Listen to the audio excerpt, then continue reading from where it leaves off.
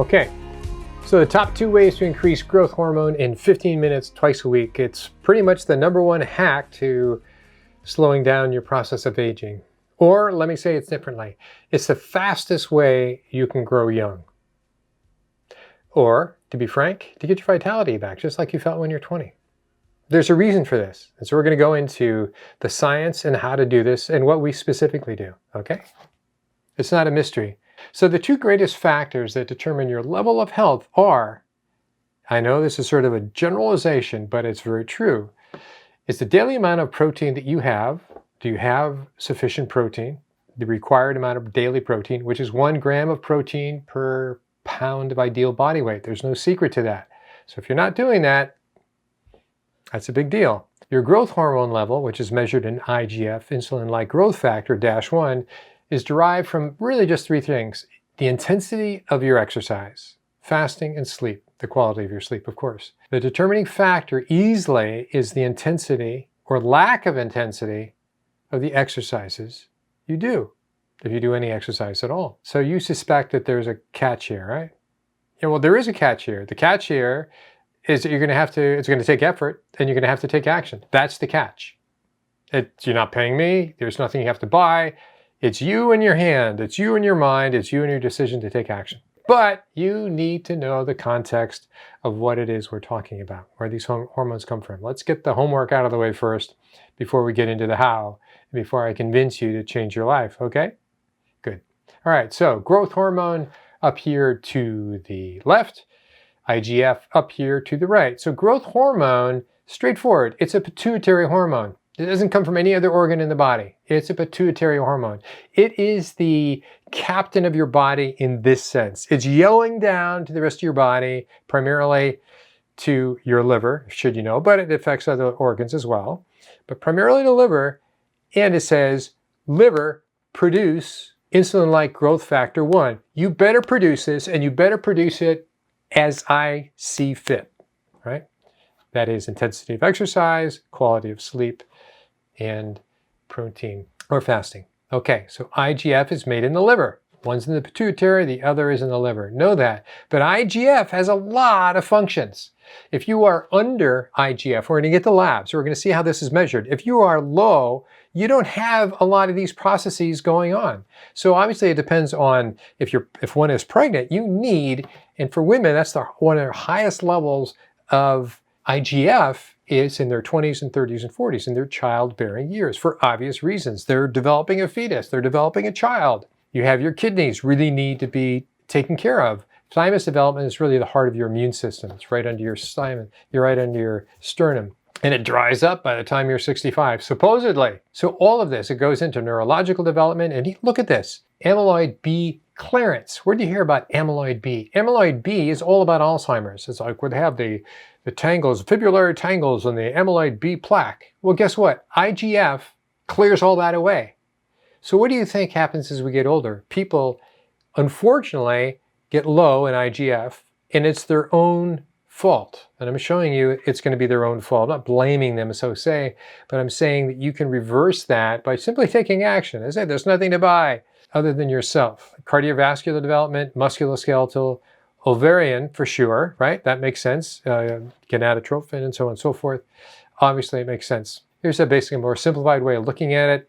All right, when you're fasting or you're really hungry, you're going to stimulate your pituitary, your hypothalamus to your pituitary. And then you have a good sleep, same thing. But it goes down to the liver, and the liver produces the IGF-1, right? Now you know what that is. That's the big deal. That's going to help your bone, your muscle, your vascular tissue, meaning your heart, your brain. All right, now you got that out of the way. So circulating growth hormone and IGF-1 levels are maximal during peripuberty growth in early adulthood. Makes sense, right? We're still growing. We're in our adolescence, pre-puberty. We're still growing, still becoming the adult body and hopefully adult mind we'll have.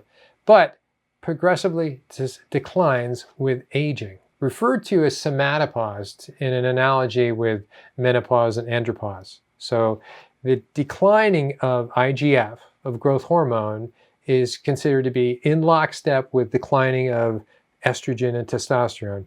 That's true and it's sort of not true. It's a factor that you can't willfully increase your testosterone. And I say that in quotes because there are things you can do if you're obese and other things. You remove those obstacles and your growth and your testosterone will come back. Same for estrogen as well in a certain aspect. But IGF, insulin-like growth factor, growth hormone, there's a lot of variability within your control. You have much more access to that than you do other hormones, unbelievably so. So reduced growth hormone, IGF, in the elderly is responsible for or contributes to many symptoms of aging, such as the opposite of what I just told you it did. Loss of muscle mass, increased fat, adiposity, reduced bone and mineral density, decline in energy levels, call it vitality, alterations in psychological indicators of the quality of life, meaning dementia. Okay, here's the good news, bad news. This is progressing with age, going this way. This is what growth hormone, or IGF, does and what it takes care of. So as you're a toddler, obviously it's about making you grow, making your nerves grow, genital development, gender identification. As you get older, bone metabolism, building muscle, proliferation of all growth tissues. As you're an adult, now it's starting to decline. Notice, after 25, it starts to decline. So what is its function then? Well, it's less about growing and it's more about fine-tuning kidney, fine-tuning liver, fine-tuning lung, heart, brain. It's there. It's necessary. Okay, and as you get older, what does it do? It's neuroprotection. It's anti-apoptotic. That means it helps protect your cells from dying off as fast as they would otherwise. Mitochondrial protection. You've heard a lot of mitochondrial health, right? All about blood sugar and insulin and so on and so forth. Another reference. Okay, seen in a different way, and I hope you've seen this before, it's downhill after 25. Your muscle mass will decrease after 25 given you do nothing. And I don't mean just sitting on a sofa. I mean you don't take a focused account of what you want. You don't actively go, I need to put in a little time to build my muscle mass. And you will get huge rewards for doing that. Okay, here we go. After 25, 40, 70, and by 80, would you go, oh, if you lived to 80, you're probably thinking, well, most of us are planning to live to 100, and I don't want my last 30 years to be enfeebled because I didn't pay attention to my muscle mass and other things. So after age 25, your muscle begins to atrophy unless you intervene. Why everyone needs to know about slow, high-intensity training and have enough protein per day. That's what I boil it down to, but it's not that clear-cut. That is very clear-cut. You do that, your ship will sail. The best known conditions of IGF deficiency are Laron syndrome, and that's a genetic predisposition, and we'll talk about that in a second. In children, advanced liver cirrhosis. So I just told you that growth hormone is a pituitary hormone, and it yells at your liver, liver, make IGF-1. Insulin-like growth factor 1. You make it to take care of the whole body. Well, if your liver starts to fall apart from alcoholism, toxic exposure, perhaps a few other things, it can't hear that signal from the pituitary. So it's not going to make IGF. You've compromised your ability to produce your IGF, and that's going to compromise your entire quality of life. So if anybody knows an alcoholic, or if you know anybody who's actually had cirrhosis, yeah, so that's why you replace the liver. Without a liver, you're dead. So you have liver, Mickey Mantle, and so on and so forth. They got their liver replacements, but if they don't change the behavior, they're going to kill the second liver. So aging, obviously, things decline. Cardiovascular and neurological diseases, as I mentioned before. More recently, intrauterine growth restriction in pregnancy. It makes perfect sense, right? For women, and we'll get into this, for women, they need more of it, not only to have a healthy uterus and ovaries, they need to support the child should they conceive. Really important. Okay, it's another diagram, but this is to show that growth hormone from the pituitary has its own independent actions as well, but it most certainly goes around and increases IGF. And IGF for bone, IGF for muscle, IGF for liver, IGF for fat. And I've sort of said this in different ways. So here we have non-alcoholic fatty liver disease and progression. Growth hormone is involved in that, or lack of growth hormone. And it certainly has an effect on insulin, and we'll look into that. So why does this matter? All right, let's look at some labs, and we'll get into it. Okay, so what we're doing is we're looking at labs. So these are about the last 20 people that I've seen, And of all the labs I've done, one that I do is IGF. We're going to see if just looking at IGF means anything. Does all of health correlate to it? Or what does it correlate? Well, the problem about just looking at IGF in my mixed bag of people, both men and women, children, we have the youngest is a 16-year-old male, the oldest is a 77-year-old female, and everything in between. So we're looking at quite a motley population here. So, but what do we see? So I've arranged it, I sorted from the highest to the lowest. When IGF is, as I've just said, it is increased by your sleep, fasting, and your intensity of exercise. There's also another way, which is an unhealthy way, is if you are diabetic, if you're insulin resistant, if you're obese, usually all those go together, not always, but often, that is going to, by itself, because insulin is a growth hormone of a sort. Bodybuilders use it and so on and so forth to preserve muscle mass and arguably whether it increases, but it is a type of growth hormone. And we'll see that in a second. So here's the spread from the highest was a 16-year-old male who also he's insulin resistant. His insulin is 12, his glucose was okay, but according to HOMA-IR, which is what we use for insulin resistance, he's 2.5. You want to be 1.4 or under. So that's an issue. He's young, he's just growing, he's clearly before the peak by almost 10 years, so it should be high. So we're going to put him, we're going to cull out all those that are insulin resistant. But just looking on the face of it, do we see any correlations? That is high versus low. It's kind of not really. And so we go, okay, what we need to do is to cull out, which we're going to do in a second, all the insulin resistance people and all those that aren't, and now we'll be able to look at a more refined group. Let's do that. Okay, so now what we did is we put all the insulin resistance off to the right, non-insulin resistance off to the left, and so we have two different groups, and it's really pretty fascinating. Now let's just look at the insulin resistance, and in each group I lined it up by highest to lowest of the IGF, growth hormone, okay? And so what do we see? We don't see there's much of a correlation down here with insulin resistance versus the number of IGF, so there's that. But what we can say is collectively, all the red numbers are out of range. So all the red numbers are the inflammation is more consistently inflamed, hemoglobin, A1C is all elevated, goes along with insulin resistance, glucose is far higher, the actual insulin hormone is far higher, of course, that's what we separated them out for. But what about things like cholesterol? What we find is they're insulin resistant, but their cholesterol is lower. Look at that. They're all good cholesterol, under 200, well, except for these here. But for the most part, they're lower, 285 and 26. Vitamin D is very separate. Vitamin D has nothing to do with IGF, so it varies. Some are high and some are low. That's self-imposed. Either they're not in the sun, they're not taking vitamin D. Homocysteine is also something that's not related. These two are related. Vitamin D and homocysteine are related. We have, what is interesting here though, is for all the we're looking at the group that is insulin resistance, that has high insulin and has glucose problems, etc. We find that they are all at high risk on the omega-3 index. So we have an omega-6 to 3 ratio, and then we have just the amount of omega-3. All of them had very low, except for this person right here, all of them had low omega-3. Clearly, they were willfully putting themselves at risk by being low omega-3. That's in part why they're seeing me. It's like, what should I do to change? So, but look at that. So for those that are not insulin resistant, they're all low or moderate. They're all pretty decent in terms of the amount of omega-3. By contrast, they are very poor.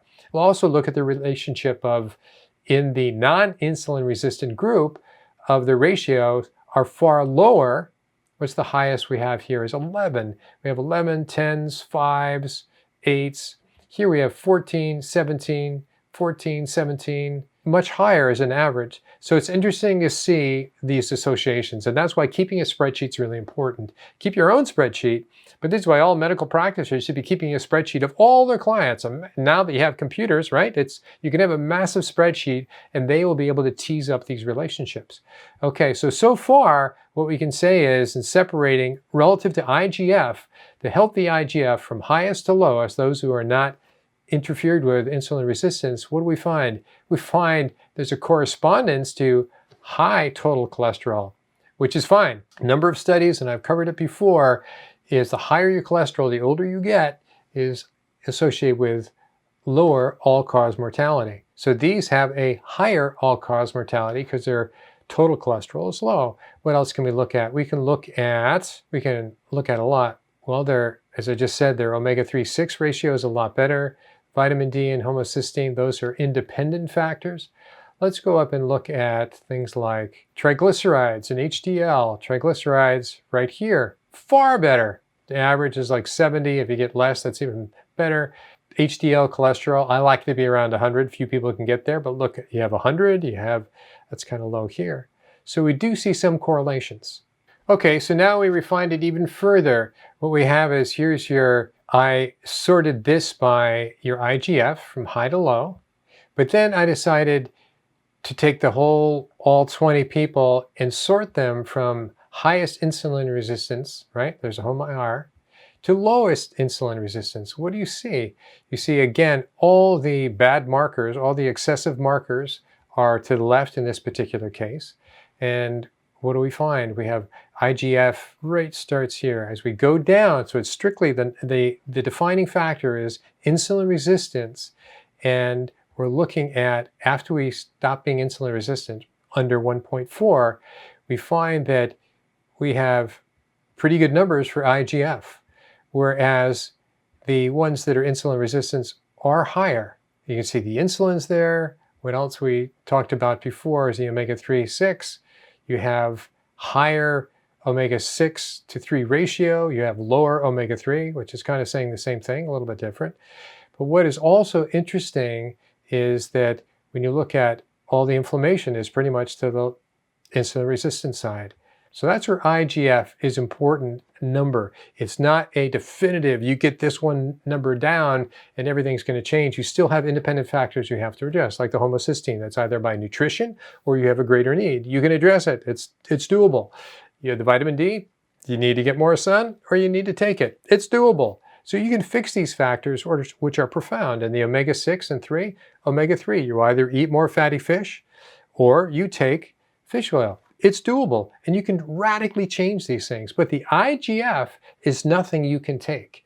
The IGF, which really will determine your muscle mass, will determine really your state of health, as we've talked about, is about you taking action. It's not just getting a better quality sleep or fasting more and so on and so forth. It really comes down to you scheduling time for yourself, doing exercise that is high intensity, and we're going to get into that. So why does this matter? I mean, what's the big deal? So there's labs and so on. It's a very big deal. If you're over 25, you now have the opportunity to decide how your life is going to go. I mean, it's not getting so complicated. Oh, what supplements do I take? And so on and so forth. There's basically a few variables you have to focus on. We're going to work it down to just one, the intensity of the exercise you're going to do. Okay, so first thing I want you to see is this is serum IGF. So all those blood tests that you've just seen. And this is a massive study, and this was actually of Chinese. However, it was worked on by a number of American institutes. I think UCLA was one of them, and also German. And because before there was never this scale of what is age-appropriate IGF, what is age-appropriate growth hormone. So now they have that. And as much as this is Chinese, it also fits with other races as well. But what I wanted to point out, if you notice, the female, so it's male to female IGF is higher than males up to age 45. So that's all childbearing years, right? Absolutely all childbearing years. They have to be growing, ready, and if they conceive, they now have to generate another child, another human.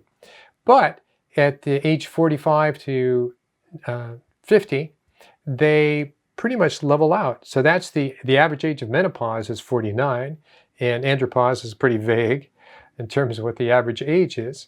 But what we're looking at here is somatopause. This is the average age of leveling out of your insulin-like growth factor, your growth hormones. And then from there, it starts to decline. Women are lower than men, but it declines for both sexes. So male IGF is higher than females after age 50. Both have the same level from 45 to 50. Interesting, right? So higher women, higher men, both the same for 5 years, 45, 50. Pretty interesting, eh? So now there was a woman that was in the collective data of IGF that she was a 60-year-old woman that raised her level of IGF to 185. So where should she be? Where is the average? Well, her average is really around 67-year-old females expected to be around 100. So by high-intensity exercise and protein, she brought the level of her IGF to that of an age of 35 to 39. So when people talk about age reversal or slowing down aging, this is one factor, is your IGF is a measurement of, well, how old are you? It's not all good, because we just showed you if you're insulin resistant, you have a lot of insulin, that's also going to push that IGF up as well. So you pull that apart, get those people out of the sort, and you realize that there is an age rejuvenation, age reversal factor going on. So her levels are the age of a 40 to 44-year-old. That's pretty interesting. So she brought it down 25 years by high intensity exercise. So what's all that about? So the type of exercise you do really matters. So this is a CGM, which I had put on myself. And so I did various exercises to track it. And so what we see here is cardio, that is going on the elliptical or doing a cardio class. Specifically, this was on an elliptical. So 45 minutes, and my BPM, beats per minute of my heartbeat, because I could see it, was 130 to 140. So certainly that was sufficient for 45 minutes. But we find that basically it didn't increase my need for greater blood sugar. So what we're looking at is exercise-induced, glycemic-induced greater need for glucose. That need wasn't generated here, it just is a flat line. So here's a slow, high-intensity training, definitely. So we did the same time match, right? The same time we go work out. And this is strictly an HIT morning, and it banged up my glucose because, and I'll show you, you push it to failure within 30 to 90 seconds. So the high intensity interval training lasted about 30 minutes. That is with both of us. Judi and I do both of ourselves. This was a whole different day and a whole different routine, actually. We did this together. It was a kettlebell routine, kind of an HIIT. The total session was pretty high intensity. And even that perked it up. So what we're seeing as we get older, we have a resistance to making muscle mass. So we have to push against that resistance. So it's called anabolic resistance. Anabolic is to build up. We have a resistance to build up. We have to self-induce that ability to demand it. We need to demand more energy. We need to demand more muscle mass, and it will happen. So here's basically master athlete versus untrained older athlete. What do we notice? These are all kind of cute in a way. Much more inflammation on the untrained and older athlete. More muscle mass, that's the obvious thing you're looking at. Better bone structure, where we have that. Myofibrillary proteins, that's basically here. Amino acid transporter, it gets a little technical.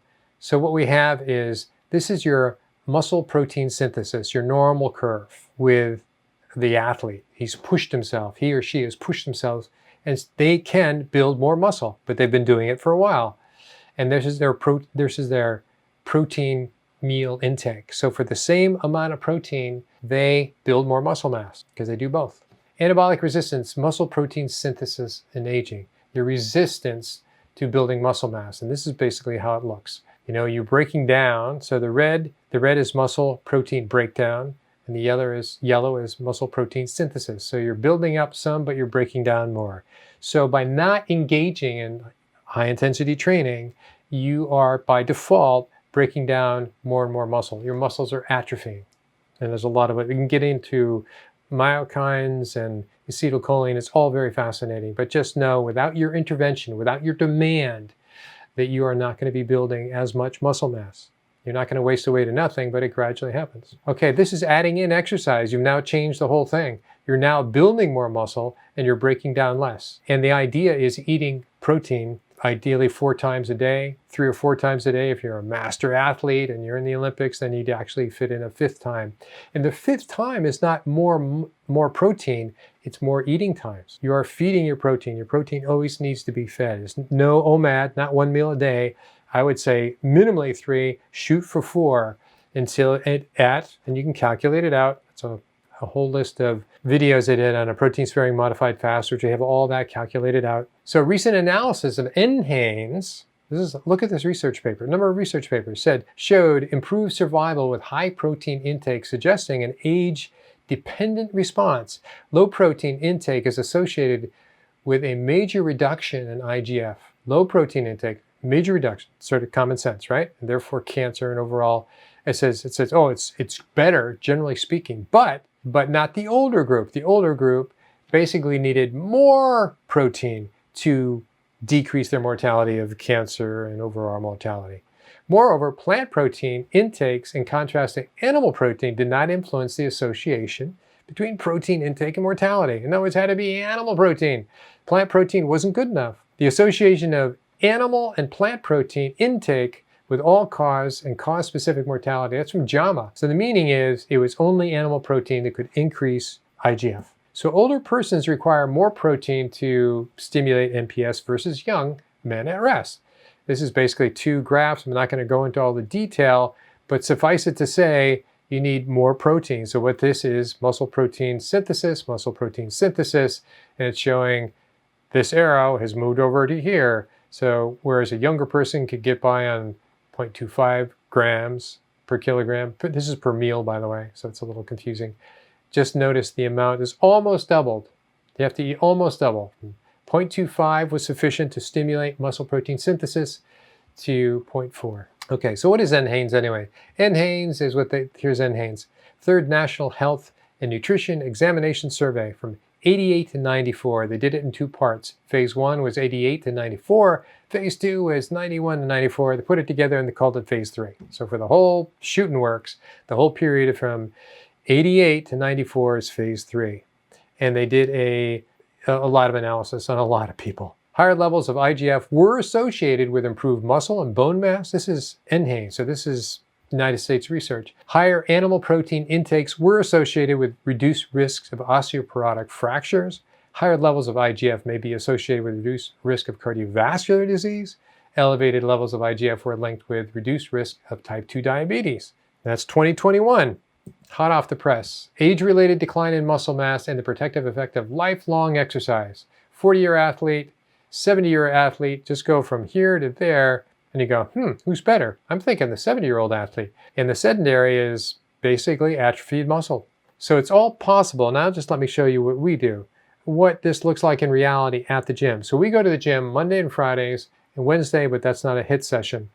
And we'll do what you can do at home for another video. This is going to be too long as it is. Let's get going. So these are the 10 exercises we do with some choices thrown in. So we are done. We do a total of probably 10 to 15 minutes of exercise. We alternate between I do it and Judi does it, so it takes a little longer, and you got to clean off the equipment, and so all that's added in. So first rule, muscles can't count, meaning you don't have to do a lot of reps. I would do more than 1 to 3 or more or 5 is fine, but you're not doing sets of 10. You're not doing 8 or 10. And you need to hit fatigue, meaning you can't do another lift or push or whatever it is you're doing within 90 seconds. So you need to be unable to do another rep before 90 seconds. We time each other with our phone. And after that, after you're done, no more high intensity exercise for 48 hours. You can go play tennis and do everything else. You're not sitting around, but you're not focusing. So why is high intensity exercise so different? We're going to go through. We do Monday, Friday, we do leg press. Then I do this is Jefferson squat. You'll see some of that. And this is not fun. This is a tough place, a tough exercise to start with. It's Jefferson squat. So I'll show you what it is to start with. Mentally, it's just hard to get going, and I'll take it to failure. Let's keep going. 8, 9, 10.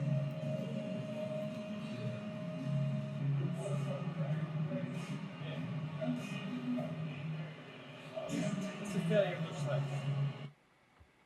Okay, so that was just under a minute and 30 seconds. Obviously, I clipped all that out, but you're whooped after one. So don't be thinking that's you'll get by with it. You just blow through this. There's no blowing through it. Then here's leg press. 2, 3, 4, 5, 8, 9, 10. Notice how slowly. Okay, on to the quads. 3, 4, 5, 6, 7, 8, 9, 10.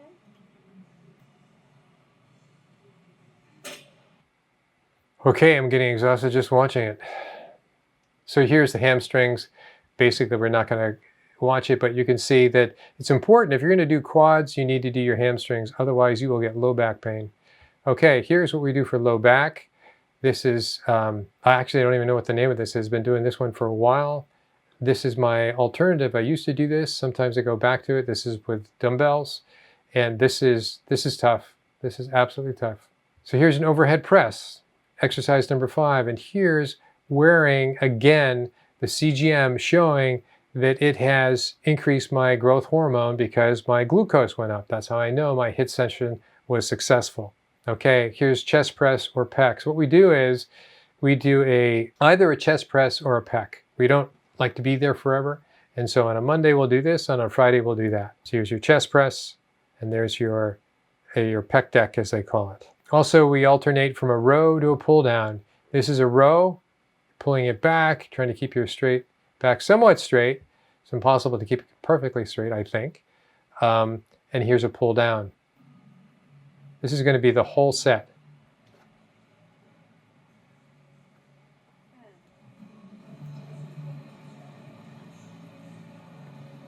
That's Judi counting. 10.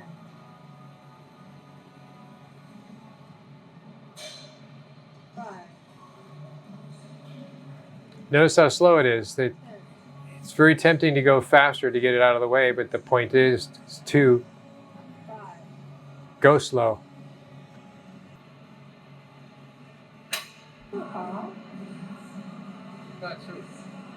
So on to exercise 8. So you got the point. It's slow and it hurts. And so this is about IGF. This is about growth hormone. This is about bringing it back. That was Judi's IGF. And she brought her back 20 years younger. That's pretty impressive. Very impressive. It doesn't happen overnight. We've been doing this now at least 3 years, I think 4 years. So this is deltoids. This is brutal. There's biceps, of course. And that's the last. We end with triceps. So we worked from big to small. Big muscles to small muscles. Okay, but wait, there's something that you should know about dairy and IGF and growth hormones. What you need to know about dairy and IGF is actually really important.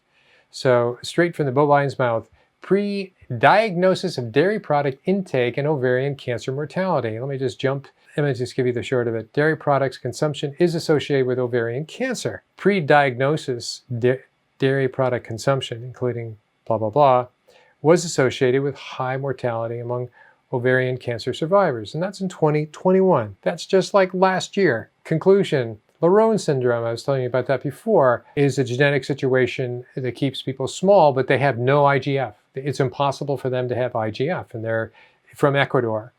They're actually Sephardic Jews that were expelled from Spain during the Inquisition, and they were sent to Ecuador, and they still are there.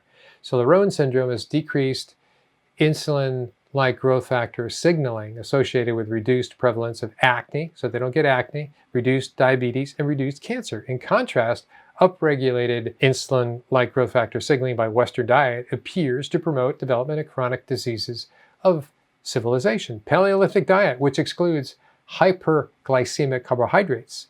Insulinotropic dairy, you also could say insulinogenic dairy, has been successfully introduced for the prevention and treatment of acne, type 2 diabetes, and cardiovascular diseases. In other words, they're using Laron syndrome that didn't have any cancer and diabetes and acne and looked at the food supply in the United States and said, hey, what are the biggest increases? What food increases IGF the most? And it's dairy. Let's pull out dairy. What happens? So overstimulation of insulin, IGF signaling by Western diet promotes diseases of civilization. And that was from 2011. I did a big podcast on that, and you can go back and look at that, episode 142, what that's about. Genetic condition. Laronde syndrome is a genetic condition for which you have to be homozygous, have it in both genes from both parents. Symptoms is being small. Condition could be historically related to populations in the world like pygmies. So covered on the podcast, growth hormone. We all have growth hormones. They get sent out from the pituitary through our whole body. We've talked about that a little bit. So the receptor that stops growth hormones from getting produced, that's their genetic malformity, that their receptors don't work. So they can't go, they can produce growth hormone, they just can't get the rest of it. So that whole diagram they can't get. Growth hormone is instrumental to our survival. At higher levels, IGF is responsible for hyperplasia, a lot of production of tissue, which makes things grow. In cancers, it's very high. So tumors that secrete that are a problem. And that's where you can go for that. So here's a great comparison. Here's Western-like diet, high glycemic load, high sugary foods, milk, whey products. They're insulinogenic. So what do? They create a lot of, here's your growth hormone, goes to your liver to make your IGF. So there's Western diets, the IGF, plenty of IGF. It also, IGF goes to the pancreas to create insulin. So part of the high IGF, the high growth hormone, creates the high insulin, creates the diabetes. Remember, without it, they didn't have type 2 diabetes. Okay, so Western diet's too much insulin levels. Laronde syndrome is just the opposite. They can't make IGF. They don't have the receptor to receive the growth hormone. Therefore, their insulin levels are far lower. No IGF, no signaling to insulin. So it's a whole different situation. Okay, association of serum IGF with dairy product and milk intake in Women's Health Initiative, postmenopausal women. Conclusion was 3 servings per day, increased milk consumption per day, is associated with nearly a 20% increase in free IGF, the most bioactive component of IGF. So why would you care? Because that has to do with diabetes, cardiovascular disease, cognitive function in the elderly, meaning dementia. So and that just came out in 2014. Whole milk intake in men contributed to elevated prostate cancer mortality risk significantly, and that's in 2016. And that's from the Nutritional Journal. Dairy products intake, cancer mortality. Milk consumption linked to higher risk of breast cancer. Study shows consistently drinking just 1 cup a day may raise risk up to 50%. Regularly drinking milk may increase a woman's risk of breast cancer up to 80%, depending upon the amount consumed. Even just a small amount, less than a cup of dairy per day. Researchers suggest that hormones associated with dairy milk may be the culprit behind cancer connection. They suggest women at increased risk for the disease find milk substitutes. And that's in 2020. So this is very new. I'm not trying to pound on dairy. We have dairy, but we make it a very special occasion. Dairy has many problems. I haven't even gone into the allergenic or lactose intolerance or any of that. This is a whole different take. Haven't gone into the casein of A1 and A2. Whole different issue. This is about straightforward. Is it associated with cancer or not? It is. So please don't think about this, but take action. Till next time. So if this is something that you're interested in, that is a topic that I obviously go deeper in terms of labs, in terms of how to do it, in terms of why you would want to do it, various topics, as you've seen that I've done in the past, then please let me know below in a comment. Till then.